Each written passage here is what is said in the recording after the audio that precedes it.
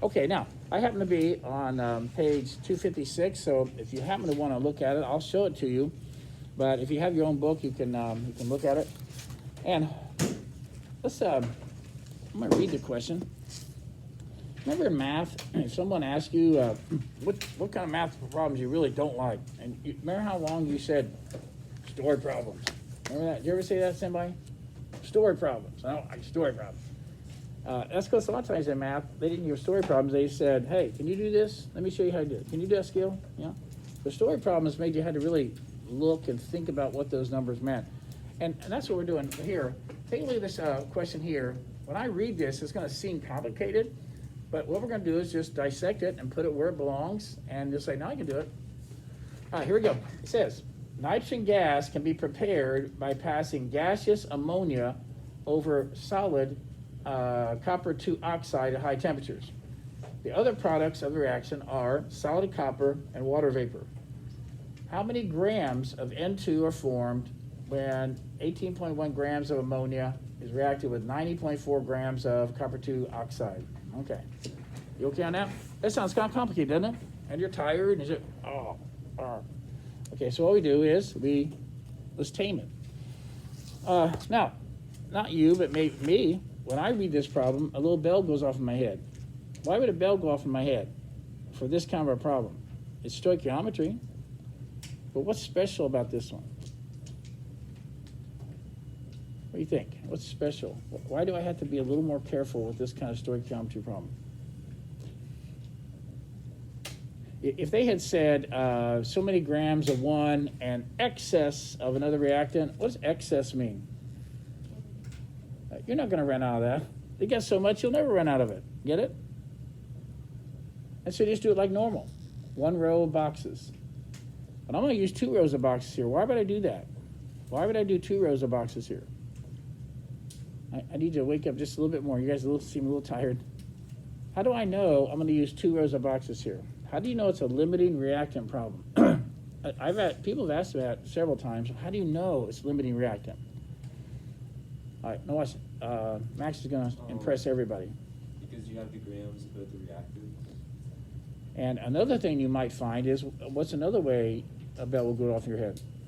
It's with moles. Of each reactant. If I give you moles of both reactants, or grams of both reactants, what if I gave you liters of both reactants? They're both gases, yeah? As long as I give you the amount of each reactant, you better find out who's the peanut butter and who's the bread, right? Who are you going to run out of first? And that's all you need to do. So, here we go. Ready? Practice problem. Now, what I did was I set this up, and it says ammonia reacts with copper 2 oxide to form nitrogen gas, copper, and water. All right, now, you cannot do any stoichiometry unless you have a balanced equation. Is that correct? So let's see how, can you guys balance this? See if you can balance this equation. You can see you got an odd even mismatch. I see that. So you might think about doing something about that.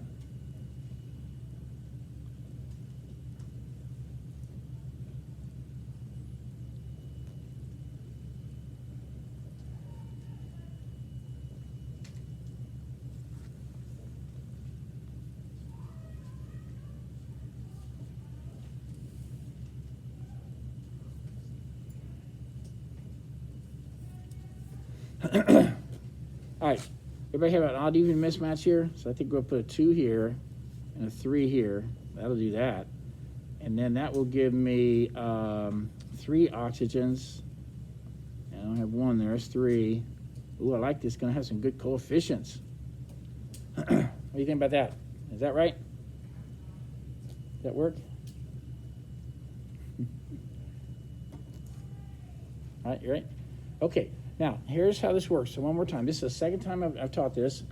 Now I know that it's a limiting reactant problem. What I do is, here's what I do. And I think some people underestimate this step right here. I'm going to put a little asterisk right here. And I'm going to put one right there. Now, the reason I do that is, whenever I do the mole world, I'll know that's how many moles I brought. It's not how many moles I'd like to have. It's how many I actually do have. It's how many you do have. And I'll put another kind of a symbol over here. I don't care if it's a smiley face or a star, but that's going to go in another row. That's going to go in the second row. Do you see that?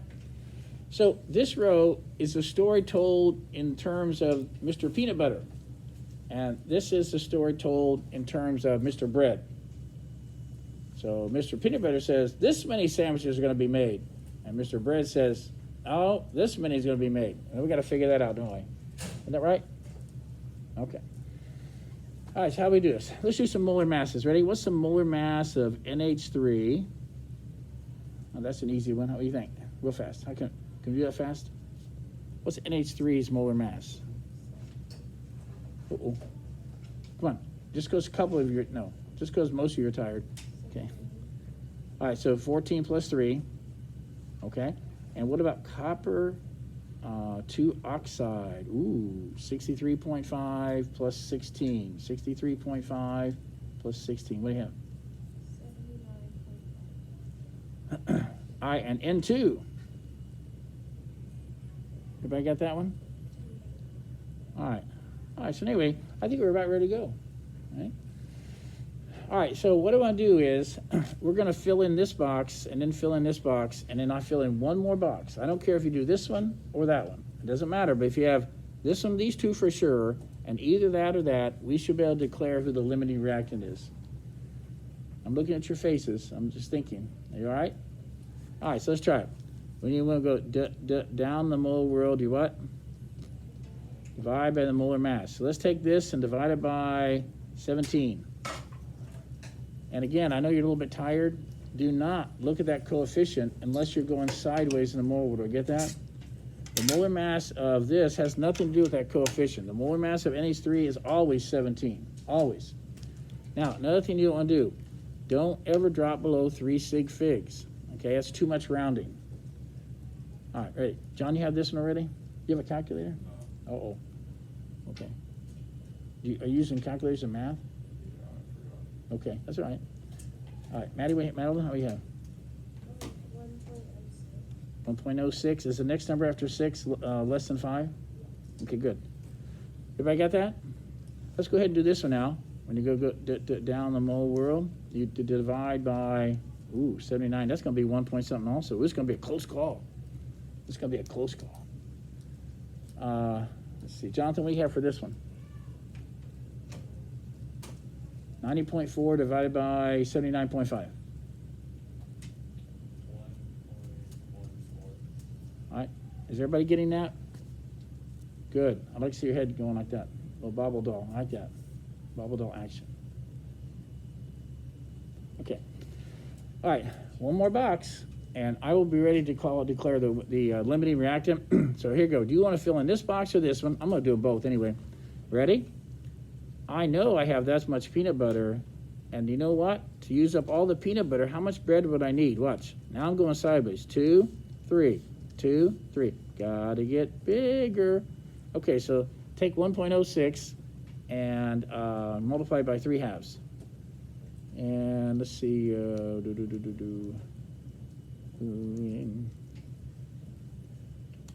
Ethan, do you have that yet?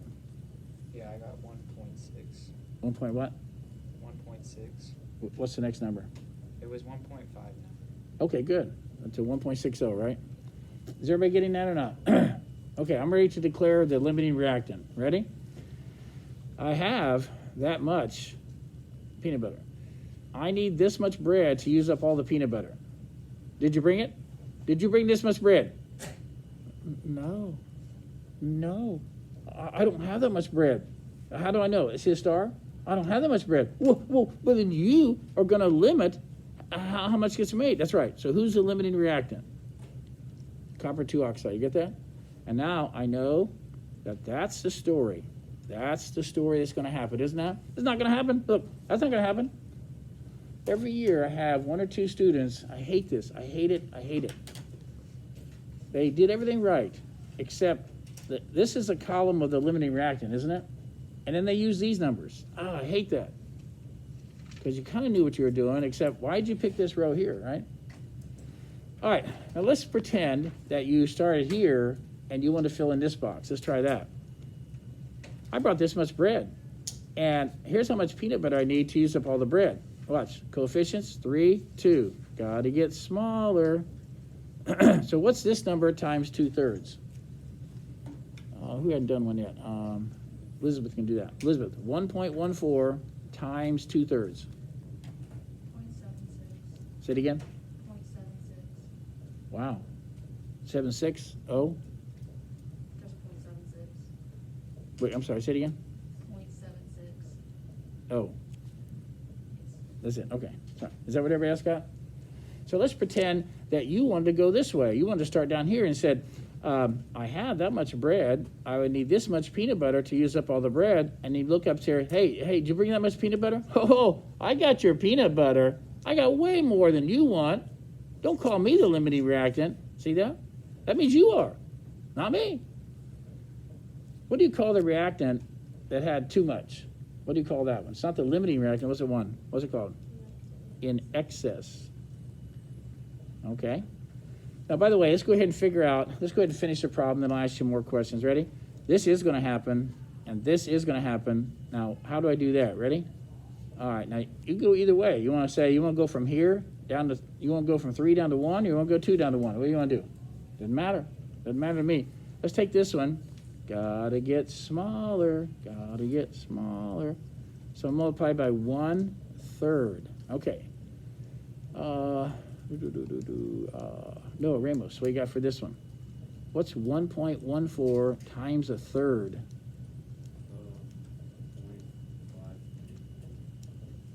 0.538? Is everybody getting that?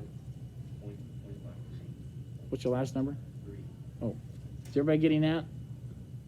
0.535? I mean, 0.5, wait, what is it again? 0.53. 33? Yeah. Okay, is everybody getting that?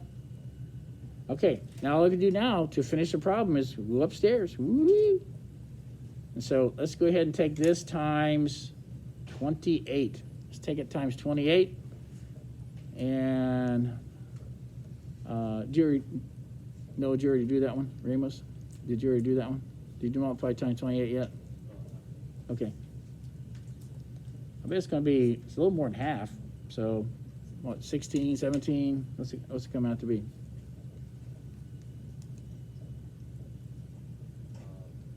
14.92.